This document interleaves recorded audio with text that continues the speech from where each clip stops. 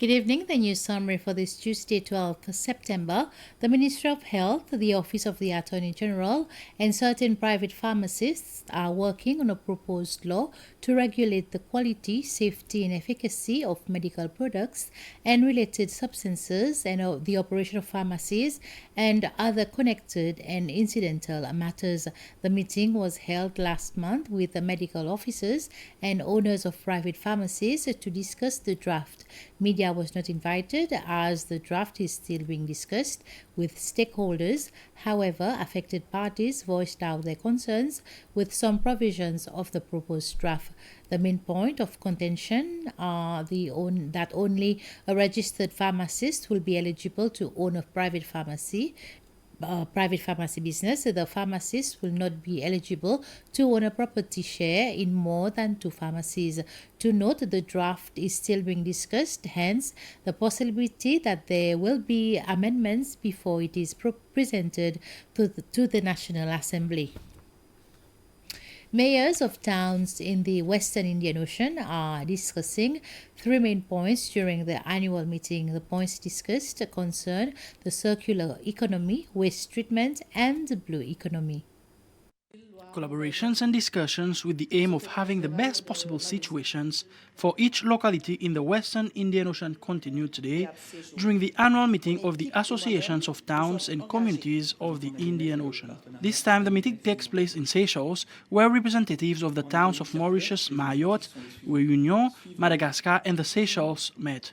The executive secretary of the associations, Gilles Loire-Mogazon, says that these meetings are necessary so that the issues are well discussed. The association still has the strong support of the International Association of French-Speaking Mayors, AIMF, which wants to support the development of these towns.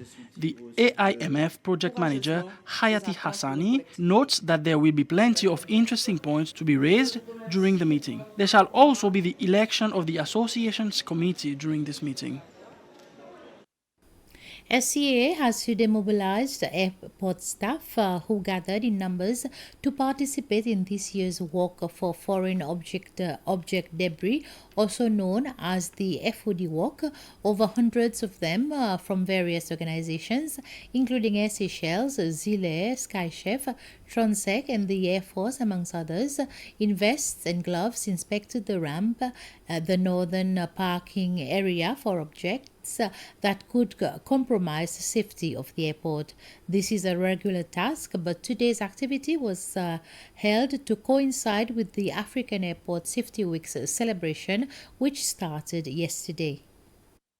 Inspections of airport runway is a daily routine for ramp agent Darren Guzals, who took part in the Foreign Object Debris Walk today. He shows the bag full of debris and objects he amassed at the airport northern parking area, which included plastic and steel objects such as water bottle. Airside Operations Officer Shama Servina said that most of the FOD collected were non-operations related.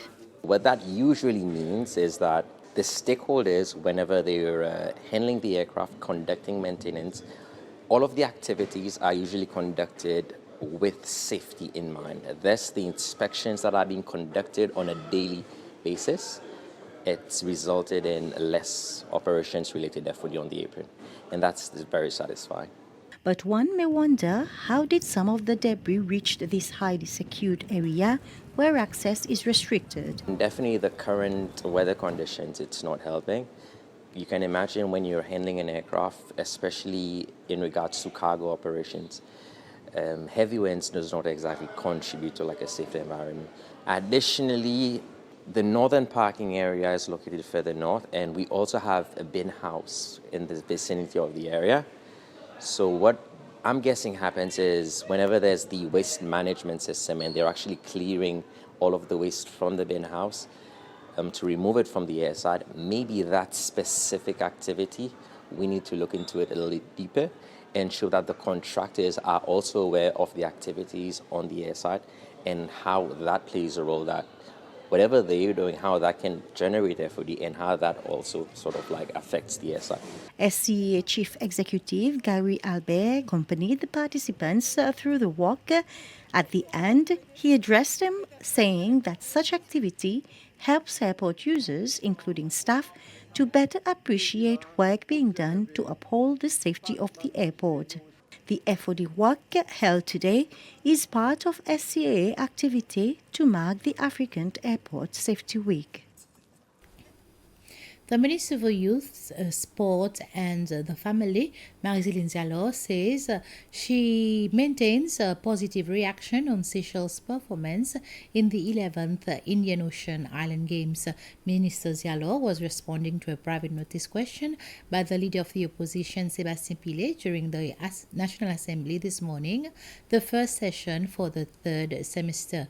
Mr. Pillet wanted to know why Seychelles recorded its worst performance in terms of medals won at this year's IOIG compared to previous years. In his concluding remarks, Mr. Pillet went as far as asking Mrs. Diallo to resign as the sports minister, as she has failed in bringing in good results for the country.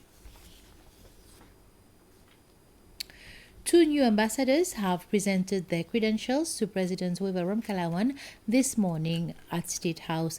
The ambassador of Djibouti to Seychelles, Abdi Mahamoud Eibe, and the ambassador of Brazil to Seychelles, Gustavo Martins Nogueira. Mr. Eibe acknowledged the cooperation between Seychelles and Djibouti when it comes to maritime security, and Mr. Martins Nogueira shares his discussions with the President.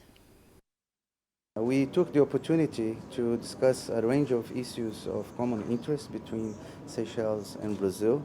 I had the opportunity to congratulate His Excellency the President for his advocacy of the important questions regarding small island development states in the international arena, in the UN and other international fora. We have a range of bilateral arrangements that we are discussing, different degrees of implementation, and that have to do with tourism, with technical cooperation, with further strengthening the flow of people and investment between the two countries. And we are hopeful that this opportunity for a face-to-face discussion with His Excellency the President, as well as with the team of Foreign Affairs and other members of his cabinet, will allow us to pursue further opportunities like this. That's the end of this news summary. Join me at 8 for the news bulletin in Creole. Until then, have a pleasant evening.